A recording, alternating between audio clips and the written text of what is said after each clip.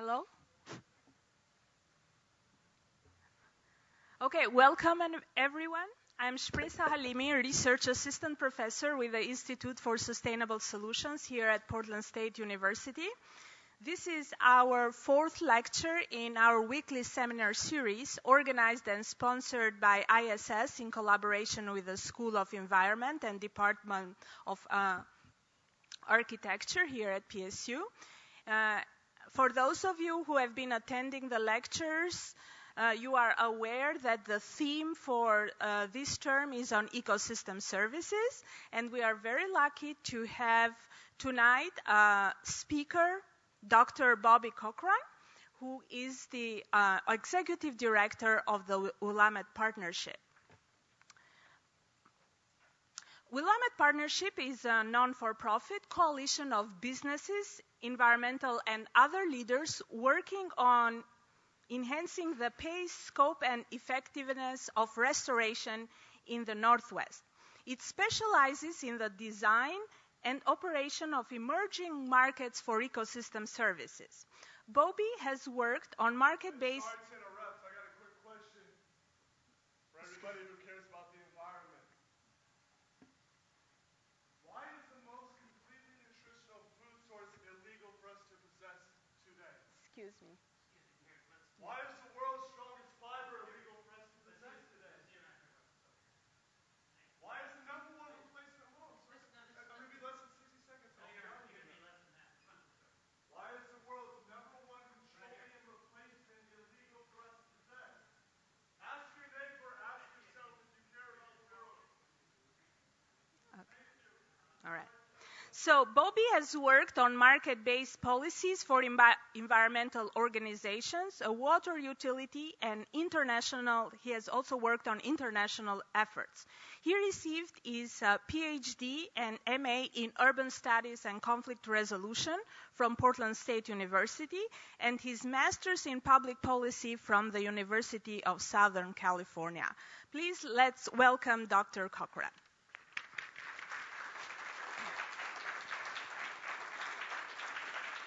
After the lecture, we have time for a Q&A session. So please, if you have any questions, come up to the microphone. And we also encourage the online audience to ask questions. Thank you. Wow, that was one of the most exciting introductions I've ever had. Awesome. I mean, if you think about the economic value of what grows up in the north coast of California and how you can monetize some of that, I mean, there's an interesting piece that you can weave in there. So we'll see if we can't weave that in and get it done by question and answer time. But thank you very much. And actually, I mean, for folks at home, I think there was a keg in the back and other things like that. So you're missing out on a lot. And I think we're talking with Espresso and Martha about a secret word that I'll turn off the mic and say, and then you can all put in your reviews for extra credit or something for the folks who are here. So sorry to put you all on the spot for that. But again, all joking aside, I'm really excited to be here. I graduated from Portland State. It doesn't seem like that long ago, but I think it was 2007-ish or so. And so it's nice to be back. And I see a couple of my students here. I teach a course on green economics every spring, and folks that I work with on some projects here at Portland State. So just before I get started, I mean, you all have talked a lot about ecosystem services. So who thinks they pretty much know what ecosystem services are by now? All right, good. Half. That's all right. You're probably a step ahead of me. And I'll talk about the kind of the concept of ecosystem services and how one of the things that I get most excited about is no one knows what the heck it means, which is a pretty cool opportunity to talk about it in different ways with a lot of baggage left at the door. But mostly what I'm going to be talking tonight about is how do you actually get ecosystem services? How do you implement them? And how do you implement them in a way that changes how we go about conservation more broadly? You know, I got interested in this stuff when I was in southwest China, and we were working on a project for the World Bank and Worldwide Fund for Nature.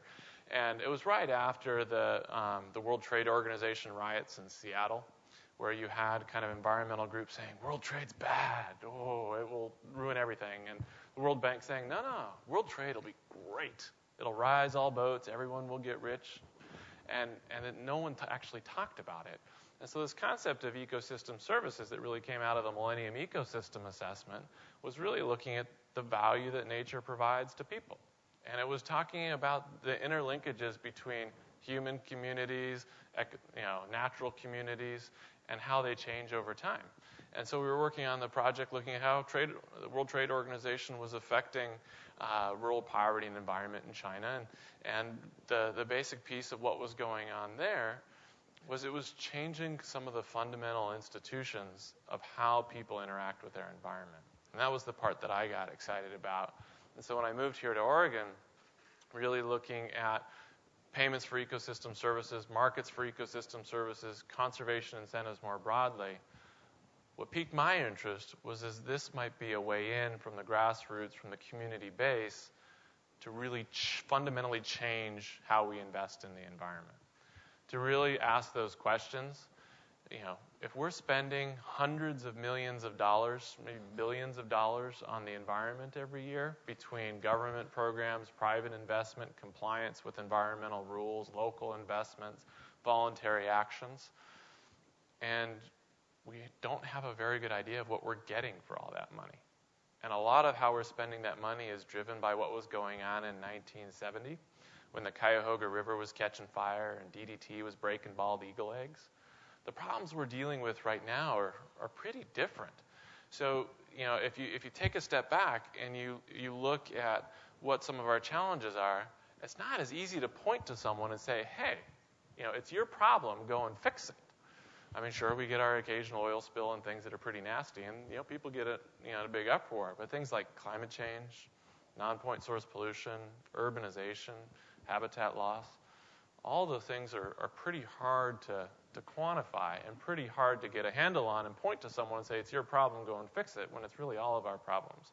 And so the base mission of the Willamette Partnership is to say, here are these hundreds of millions of dollars that we're spending on the environment every year. If we took a step back and asked Mother Nature how she would spend that money, and we start moving our investment closer to how Mother Nature would spend it, that's what we're after. And if you asked Mother Nature how we're spending our money now, she might say, nice try, on the other side, and hit us upside the head with her other hand. And so we're trying to figure out the ways to go about doing that. And there's some fundamental barriers to changing how we're investing in conservation to really get to the clean air, clean water, natural places to play that everybody says we need. And some of those barriers include kind of institutional ones. So when the Cuyahoga River caught fire, we got the Clean Water Act. And I'm oversimplifying this, but I do that sometimes. But Clean Water Act came in. Clean Water Act said, we want fishable, swimmable waters everywhere in the country, but the problem was nasty pollution coming out of the end of pipes, so we regulated the pollution coming out of the end of pipes. And as a result, our wastewater coming out of the end of pipes is cleaner than a lot of other places in the world. We've done a great job cleaning up discharge out of pipes. We haven't done a very good job cleaning up water quality problems from lots of other places. We had DDT breaking bald eagle eggs. We got the Endangered Species Act. Well, the Endangered Species Act kicks in when species are endangered. They're on the brink of extinction. Well, by that time, it's pretty hard to save them. Ideally, you're kicking in and doing conservation way before a species gets listed. And so we've been dealing with that since 1970, which has created all this body of law, all these institutions, all these rules that make it hard to be flexible and adaptable to watersheds. And one thing that's just fascinating about Western culture is we're always changing. We're kind of a culture of extremes, going from arid to wet, and nothing is still very long out here. And so if you try and fix your institutions to 1970 and you're dealing with a situation that's constantly changing, we can't keep up. And so we can't keep up with what's happening out here out west. And so what we're trying to do is figure out ways to change some of that, to change how we implement some of our existing rules and laws so that we're investing more how Mother Nature would have us invest. And I'm going to go through some examples. But before I go into some of the examples of how this is happening, I just want to introduce the Willamette Partnership a little bit. We're a nonprofit coalition. My board is made up of ag, agriculture, business, environmental, tribal, university leaders from throughout the Willamette. We work actually across Oregon, Washington, and Idaho. And we really work on leveraging the power of markets and to get investment going where we need to. Now, the other piece of this, and we can get into this in question and answer, I don't know how deeply you want to go philosophical here, but if you ask me, there really is no such thing as a market. It's really a set of negotiations and conversations and relationships among people. And it's how those relationships and conversations are structured that really are going to determine how you make your investment choices. And so when I'm going to talk market-based or market-like or ecosystem markets throughout this. Don't let that word hang you up, because they aren't markets. We're not talking about trading corn or pork bellies or derivatives here. There's something that's fundamentally different about having a negotiation of trade-offs among ecosystem services, and we can get into some of that. But I'm going to talk a lot about water quality here. We can talk in question and answer if you want to dive into habitat and renewable energy and other issues, we can do that. But basically, we're in a situation where we're making a lot of trade-offs every day. In Oregon, if you look at the amount of water quality problems that we have, there's thousands of miles of impaired streams. So these are streams across Oregon that are too hot, that have too much sediment, too many nutrients. They're not supporting the fishable, swimmable waters that we want.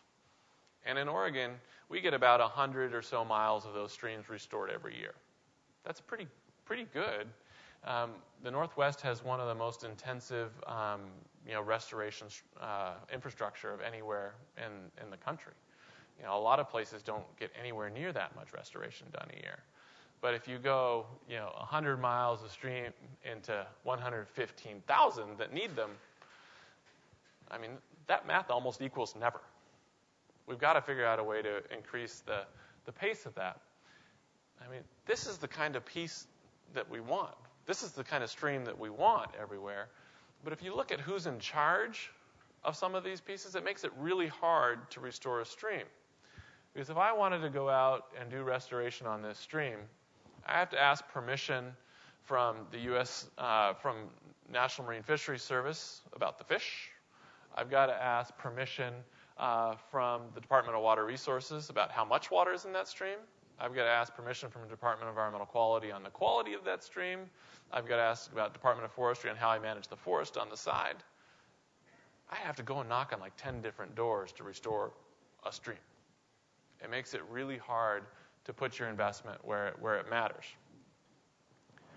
The other piece of this is kind of the infrastructure that we have now, particularly related to wastewater. So wastewater utilities, almost all of you probably pay a sewer bill one way or another. But if you look at the package of utility rates, who's noticed their rates going up in the last 3 years? Wow. So who's not noticed the rates going up in the last 3 years? Okay, so some people just aren't raising their hands. Good. All right, because I was saying, man, you can come and pay my sewer bill then, because my rates are going up pretty fast. But if you look at the total package of utility rates in this country, so energy, gas, water, sewer, all of those are going up at an increasingly higher rates. They're going up a lot faster than incomes are going up, which is getting us towards a fairly unsustainable rate portion. So these rates are going up and up and up, and a big reason for that is in the 1970s, 1980s, a lot of this wastewater infrastructure was built with giant federal grants. But there was really no plans for replacement of the infrastructure. And a big part of what the utility industry has done really effectively is convince us that water is cheap. And it is. We pay very, very little for a gallon of water that comes out of the faucet. And now it's coming out back to bite them. Because the new normal, there's no grants from EPA. It's all loans. There's new regulations that are dealing with temperature coming out of the end of pipes, that are dealing with pharmaceuticals coming out of the end of pipes. Those are all increasing the cost of compliance. There's no support from the public in terms of rate increases. As you know, a rate increase goes up by 2 cents, and it's a big deal. You get lawsuits and all sorts of stuff. And we still have no plan for replacements or dealing with kind of potential for climate change. And so what we were interested is in looking at the increasing kind of pattern of utility rates that are dealing with less and less of the problem. Could we change the equation? Because the equation that we have right now, and this is the temperature problem in the Willamette River, 14% of all the, essentially the thermal load, the hot water going into the river, is coming from wastewater facilities.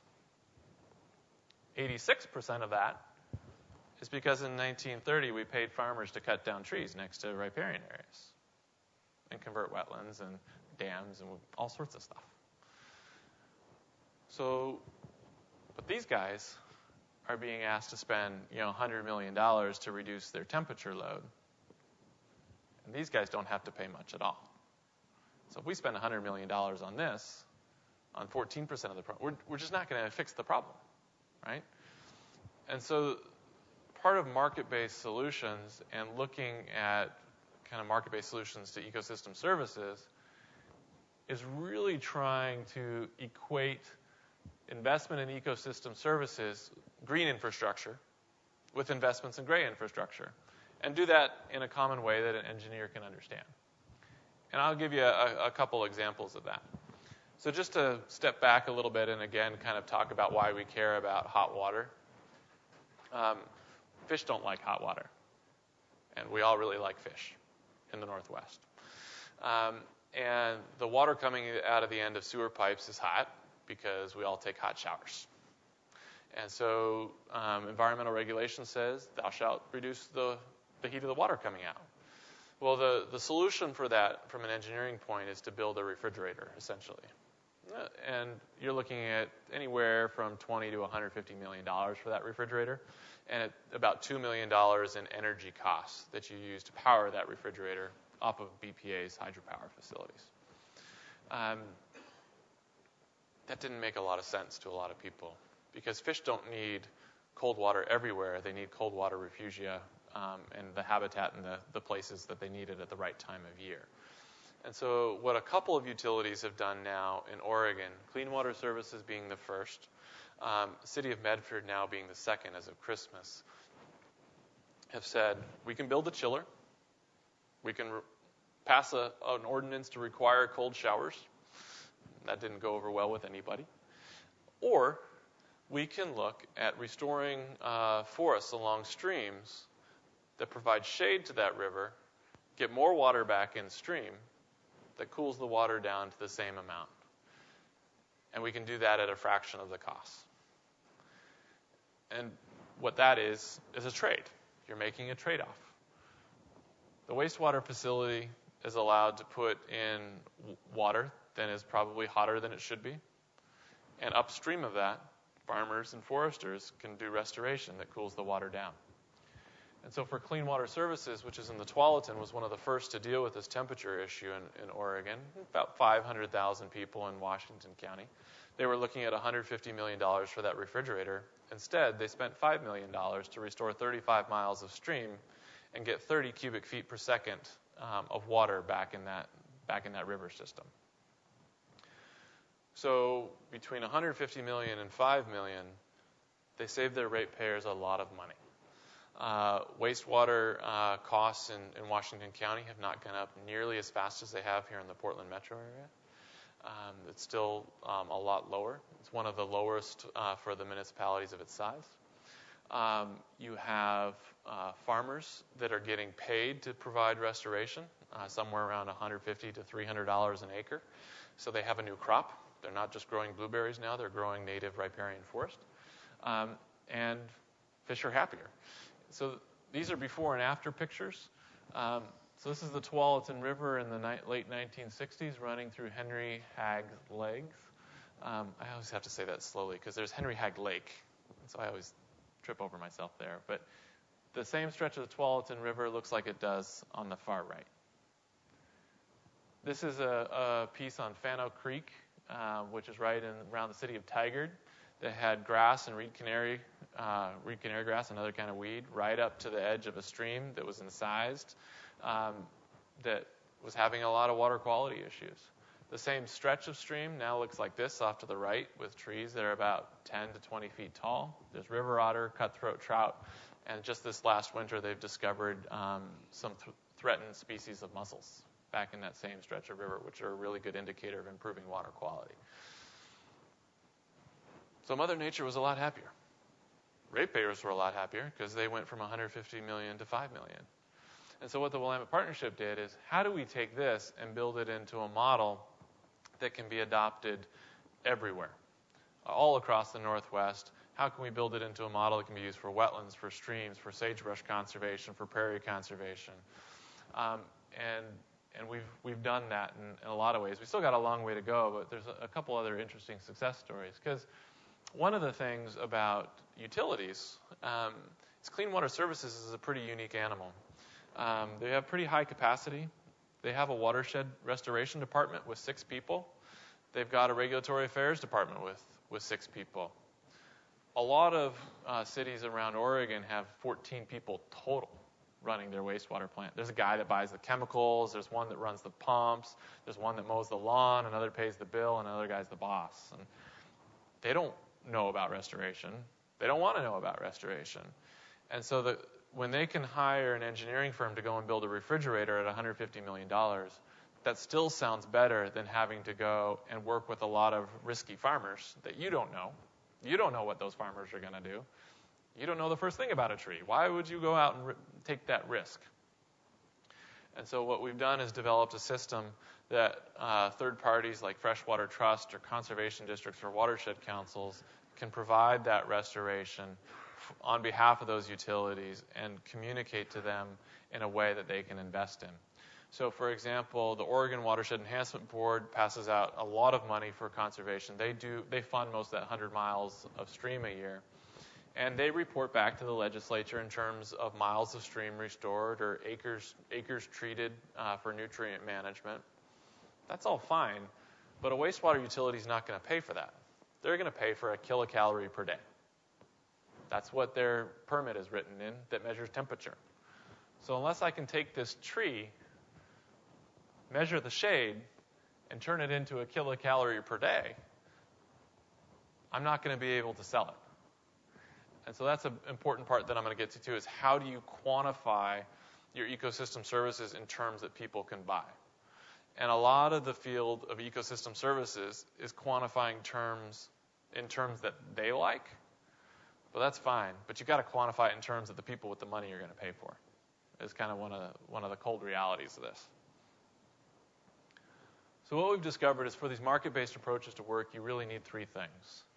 One is you need regulatory agencies to adopt and promote rules.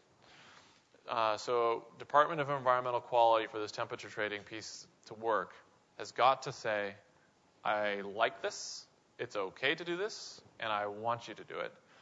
And I'll show you a quote from Dick Peterson, DEQ's director, who also showed up at the City of Medford's City Council meeting. That showed up at the City of Ashland City Council meeting saying, this is okay, I like it, it's important, I've got your back. That makes utilities feel a lot more comfortable. You need a clear path, and that was that you plant a tree, turn it into shade, turn the shade into a kilocalorie that then has 5 cents per kilocalorie value in the mind of a utility that they can then invest $10 million in. So you need that clear pathway.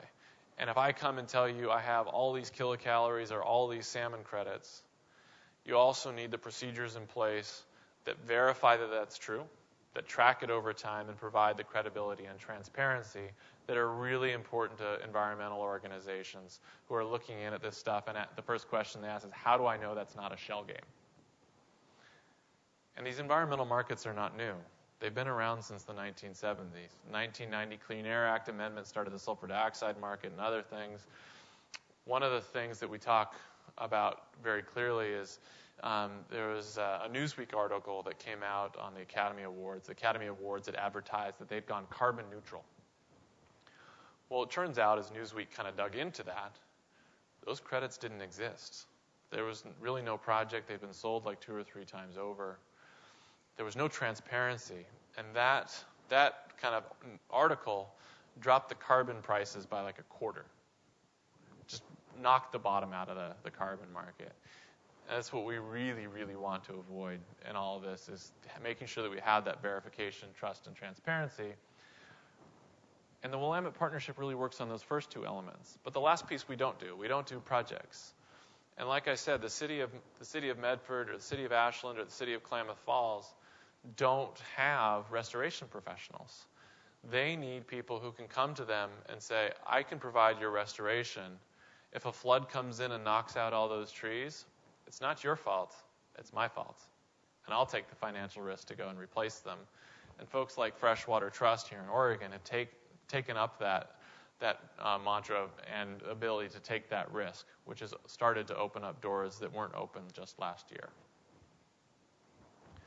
And so this is what's happening, all over Oregon and the Northwest now. And this is, the quote from Dick Peterson, is if we ever build another chiller in Oregon at the expense of ecosystems, we've failed. And that statement is pretty powerful to be coming from a regulatory agency. We don't get that a lot. And so because you have Dick Peterson saying that, because you have the Willamette Partnership able to quantify the benefits of a tree and a kilocalorie that a utility could invest in, and because you have Freshwater Trust willing to take risk, just this Christmas you had the city of Medford agreeing to spend $10 million on 30 miles of stream restoration in the Rogue River, just upstream of 2 dams that have just been removed. It's pretty cool. You've got Forest Service this summer that invested $667,000. And they didn't do that because they had a regulatory thing that they needed to offset or a bad thing that they were doing. What they said is, hey, everything that you guys have just created to support trading is essentially a performance tracking system that answers the question when Congress asks us, what did we get for that $667,000? You guys just created a system that could tell us with some certainty that we didn't just get miles of stream restored. For $667,000, we just got 14 million kilocalories. Or we improved salmon habitat by 70%, which is worth $667,000 to the Forest Service. And so we're talking with Oregon Watershed Enhancement Board and other conservation buyers about communicating the outcomes of all of their work in terms that are really meaningful to people. So Nature Conservancy had just completed some polling work on ecosystem services. And what do you think people, the public thought of ecosystem services? Did they know it? Did they like it or not like it? They had a reaction. The public opinion polls are good at generating reactions. But they hated it. They're like, that's a bad word. I don't like that. But they loved the concept. The idea that nature's value to people just rung really true, especially for the constituencies that we and the conservation community have had a really hard time engaging. So it reached out to new constituencies that we hadn't got to. Just don't call it ecosystem services. Nature Conservancy likes to call it nature's benefits. I don't know that I like that any better. But so the power of language is important to this, but what people really liked was they liked the concept. They love quantification.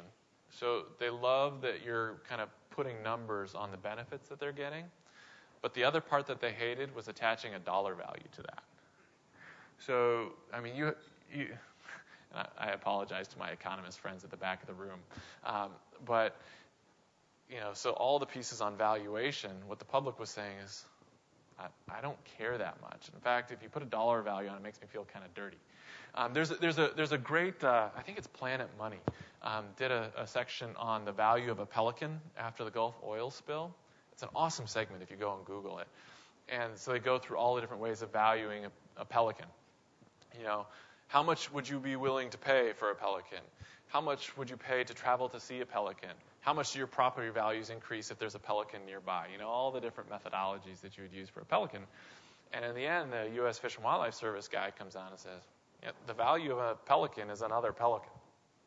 So I can put a dollar value on it in my own terms. You just need to giving me a number that I can put a dollar figure on. So that's where we really focus on is putting not dollar values on it, but trying to quantify it in terms that smart people can go and put dollar values off on their own. And we tried to do that in a way that was synergistic across jurisdictions. So in 2009, we got all the different regulatory agents, natural resource agencies in the state and the federal government in Oregon to sign an agreement that said, we want to try this out on a limited basis across a number of different ecosystem service types: wetlands, salmon, water temperature, water nutrients, prairie habitat. And we developed protocols around that. And so we have quantification now that if you do restoration on wetlands, what's the benefit of that? Salmon habitat, prairie habitat, temperature, and nutrients. And then here in the next 2 weeks or so, we'll be releasing with Defenders of Wildlife new quantification tools for oak habitat, floodplain habitat, sagebrush, and then the temperature and habitat benefits of more in-stream flow. So basically, we're trying to put together the best available science here and rapid kind of quantification tools that change restoration into units that people can invest in. And then we verify and track those over time. And we can go into some of the details of how transactions work in Q&A if you all want to go there, but I'll just keep going into the quantification piece. Quantification is really hard. And, we can also go into Q&A a little bit on the sociology of science. My undergrad is in science and technology studies, which is the social study of science. And so I'm guilty of kind of being a social constructionist in a little bit ways, saying, so there really is no such thing as science. It's all, what it means to you is what it means to you. But there is some objective truth out there. And so how do you find the middle ground is kind of that sweet spot of quantification, is you get the right people in a room, comfortable with each other and trusting each other enough to where they say yes, and then there's the right answer. And you just know you're never going to hit exactly the right spot. So it's this kind of constant struggle.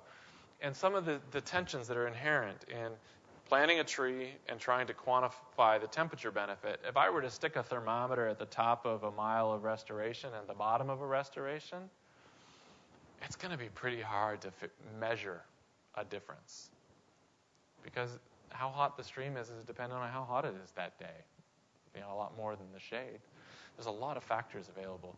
And so we've got to model some of these things, and models are just wrong. And so the standard that we set is, what's our alternative? We know building that refrigerator for $150 million is stupid.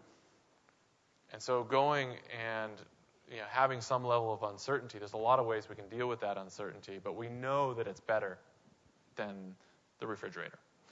And so some of the things that we wrestle with are kind of the complexity of ecosystems versus just our human capacity to understand stuff. I think my brain starts kicking out after about 20 questions. So you ask 20 questions about, what does your vegetation look like on the ground? How much water is there in the stream? What's the surrounding land use look like? Once you get beyond 20 questions, I start losing it.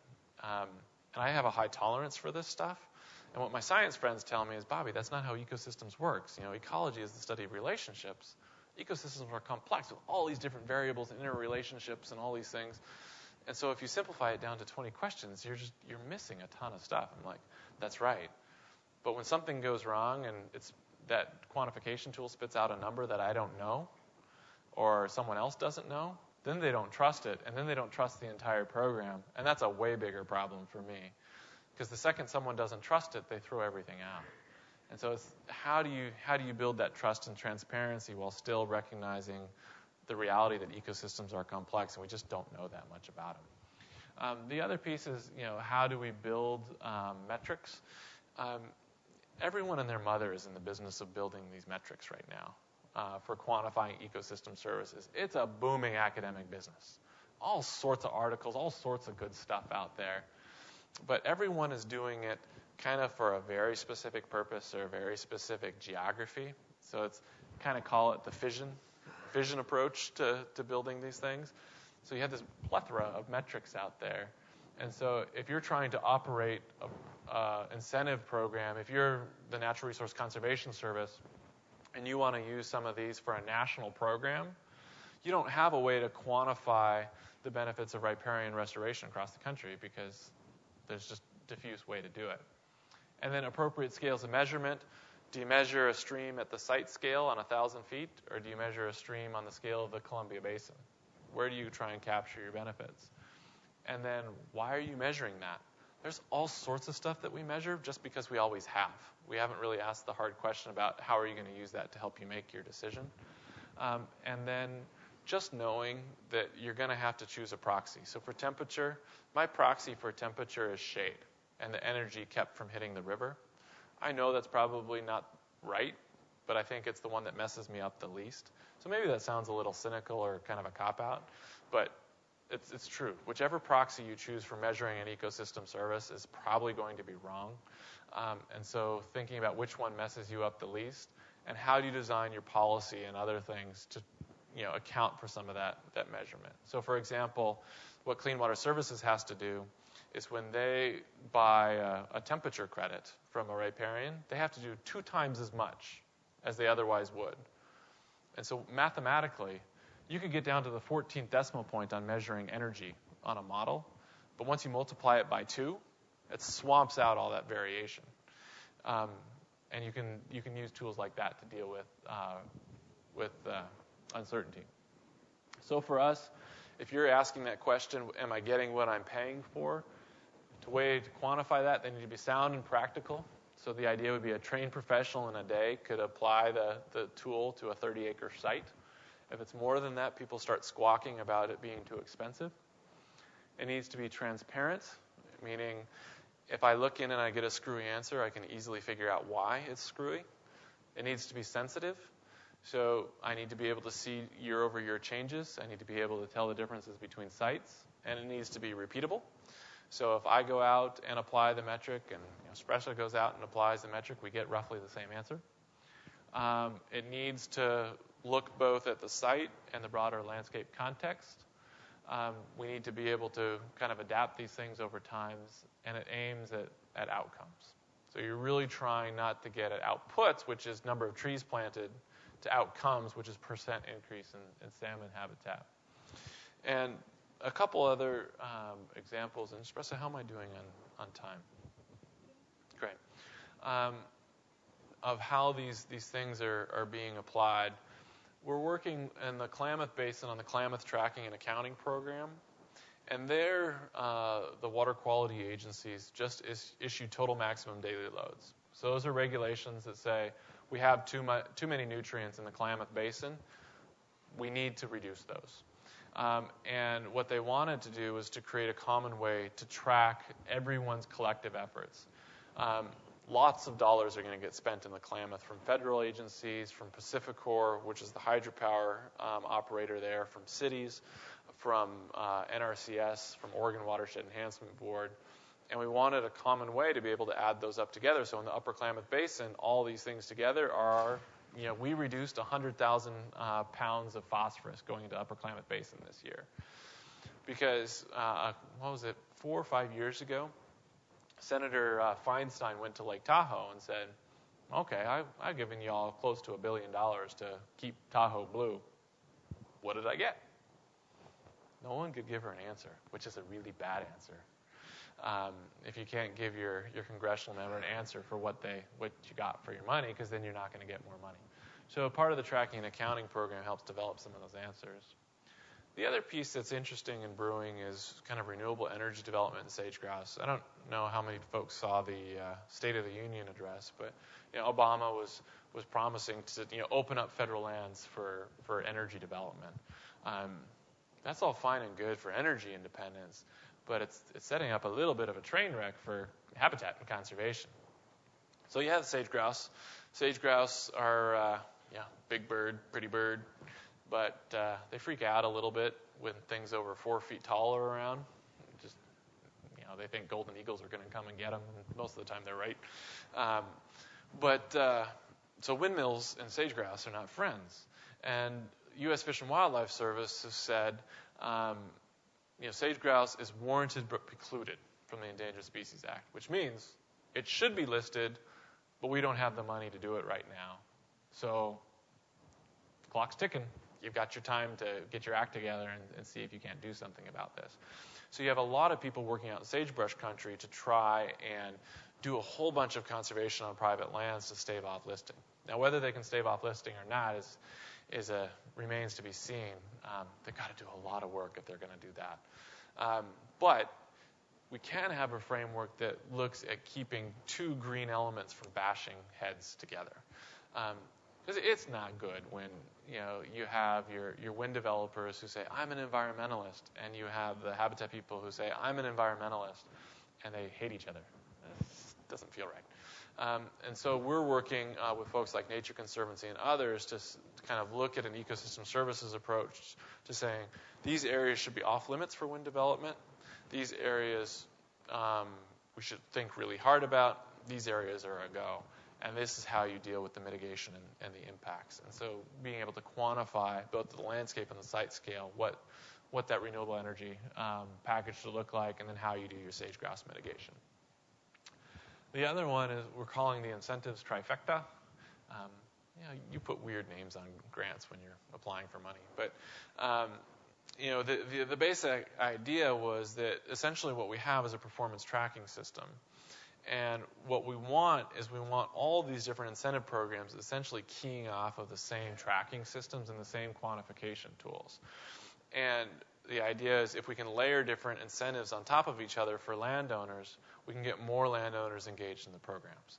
So the trifecta is looking at eco-label programs, so Salmon Safe in particular. So folks know Salmon Safe? Drink wine. Yeah, so little salmon on the back of a wine bottle, buy it. It basically is a sustainable certification for Salmon Safe. They also do urban certification. Portland State is Salmon Safe certified, I believe, on the campus. Yes, I think they are. Yeah, you have to have the pictures of the salmon swimming across Broadway. And then South Waterfront is also certified. So we've got eco-labels. And then we've got our program, which generates credits, which landowners can sell. So prairie credits, for example, to generate revenue. And then the third leg of the stool is regulatory assurances. That if you get Salmon Safe certified and you run our quantification tools and comply with kind of what the Willamette Partnership's counting on the environment standards, then we'll give you assurances that you are in compliance with the Endangered Species Act and Clean Water Act. So kind of regulatory assurances that says, you're good, you don't have to worry. And do that all through one door in the same process. And so a lot of these tools you can use to start linking some of these things together. And we're doing similar work with the Forest Stewardship Council up in Washington to layer our stuff with Forest Stewardship Council. And then down in the McCulmney in California, looking at municipal drinking water protection. And so this is another thing that is pretty relevant in terms of utility rates. Is folks have probably tracked the city of Portland's drinking water filtration waiver. So, city of Portland doesn't have to treat its drinking water. It's one of only a handful of places around the country that still has that. That waiver is worth a lot of money. To filter that water, I forget what the estimate was, but a lot of money. And they were able to do that because they could show that there was no cryptosporidium in the water, and that they own their watershed and have a high level of control over that watershed. Other places don't have that level of control. The city of Denver, the city of Santa Fe don't have that control. Their water supply burned up. Huge fire. Led to huge sedimentation issues into their reservoir, which reduced their storage capacity and increased their filtration costs. Now, looking at utilities across the Northwest, drinking water utilities, there's a way, we know fundamentally there's some improvements that could be had in reducing sedimentation and increasing the summertime flows that'd be good for a lot of habitat reasons, but would also be good for reducing those utility costs. But we don't have the quantification tools right now that turn different forest practices or road decommissioning into units of sediment reduction, which we can sell to a drinking water utility because they have to use fewer chemicals to get the sediment out of their water. So we need more. That's why those quantification tools are so important. We know there's a connection between someone providing an ecosystem service and someone downstream needing that service. But unless we have a way to link those folks together, we can't connect the money that people are spending now with how Mother Nature would spend it. And so going forward, that's a big part of what we continue to do. And I think I should probably just stop there and shut up and let folks ask some questions.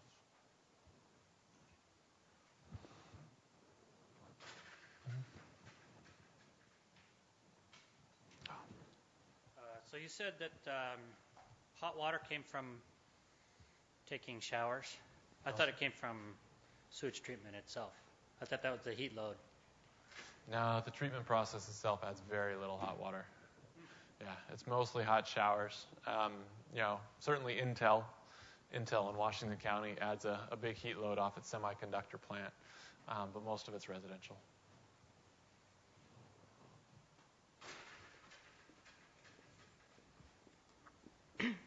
Hi, I wonder if you might go back to the slide that had the joint statement for, I think it was for ecosystem credit accounting.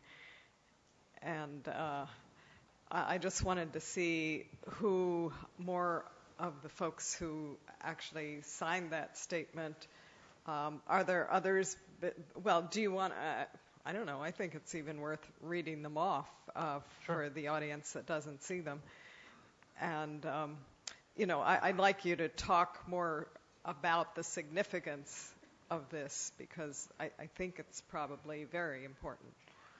Yeah, there's nowhere else in the country has managed to pull an agreement like this off. And so this is an agreement that was signed by the Natural Resource Conservation Service, the Oregon Department of Transportation, U.S. Forest Service, U.S. EPA, Oregon Watershed Enhancement Board, Cascade West Council of Governments, Defenders of Wildlife, City of Eugene, Clean Water Services, Department of Environmental Quality, Oregon Department of Fish and Wildlife, City of Albany, the Mud Slough Wetland Mitigation Bank, Oregon Department of Forestry, Army Corps, U.S. Fish and Wildlife Service, Nature's Conservancy, Eco Trust, Freshwater Trust, Oregon Department of Ag, and Institute for Natural Resources. That's basically everybody that writes a permit or comments on permit in the state. This is up on our website, by the way, WillamettePartnership.org. My last slide has it. You can sign up for our newsletter, which is also a really good way to track stuff that we're doing. It comes out every 2 months, not a big deal. So we'd love to have you sign up. It looks like the city of Portland is not up there. Is that right? The city of Portland participated but did not sign. Oh. Correct. No. And did they say why?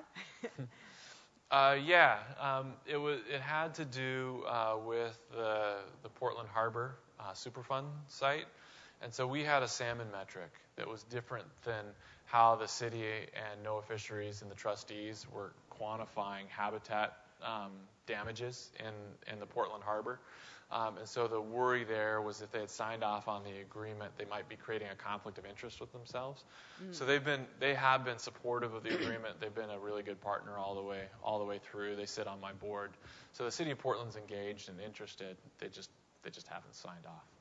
Mm-hmm. And is it like BES that's on your board, or somebody from BES, or one of the other departments? Yeah, Jane Bakary with Bureau of Environmental Services is on my board. Yeah, so she's the watershed director there.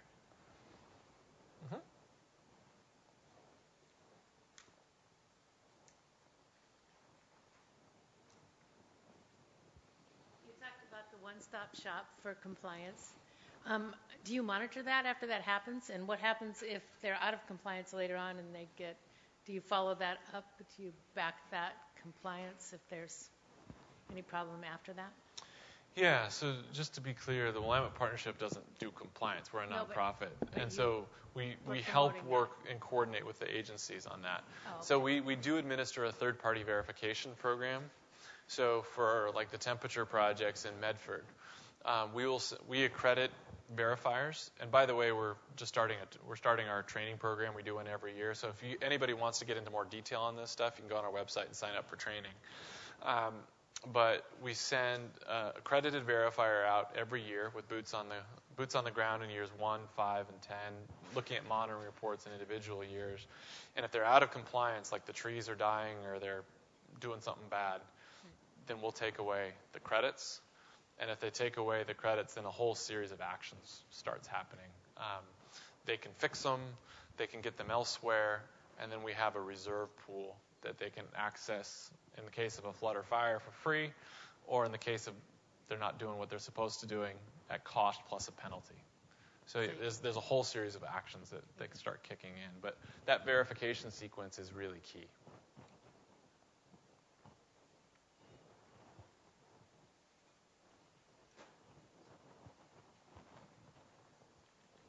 Yeah. You indicated that there was a partner of yours, whoever's taking the risk for The Freshwater Trust. freshwater trust. Where did they get their money? They're getting their money from a bank. So basically, Wells Fargo, Chase, Bank of America. And what was the real push there is there's no track record on this. And so we're going to get kind of the nitty-gritty of financing and kind of accounting on some of this stuff. Where there's no track record, it's a high-risk loan for banks. And so Freshwater Trust had to spend a lot of time with the banks proving up kind of their ability to do the work, the surety of the ability to pay back the loan. And that happened once they got a contract with the City of Medford that says, if you deliver these credits, I will pay you. And so that's a big difference from how a lot of conservation works, where you get the grant on a promise. City of Medford doesn't pay Freshwater Trust until they deliver a credit with my stamp on it. And they're financing that just through a loan and a line of credit from the bank, from Wells Fargo. Which is huge because they could have done it in a lot of different ways. But establishing that line of credit through a retail bank sets a precedent and a track record that other people can use elsewhere, which we thought was really important. But the other nice part is on the temperature stuff, there's only 6 to 12 months that they're out money before they get paid back. So the cycle is pretty quick.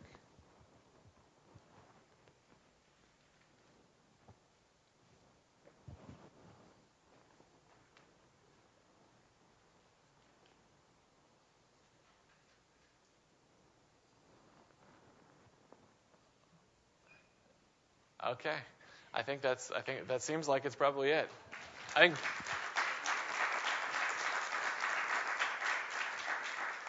So feel free to give us a call, shoot us an email. We'd be happy to chat more, and I'll stick around here for a little bit if anybody wants to come off to the side. Thanks. Thank you. No, good.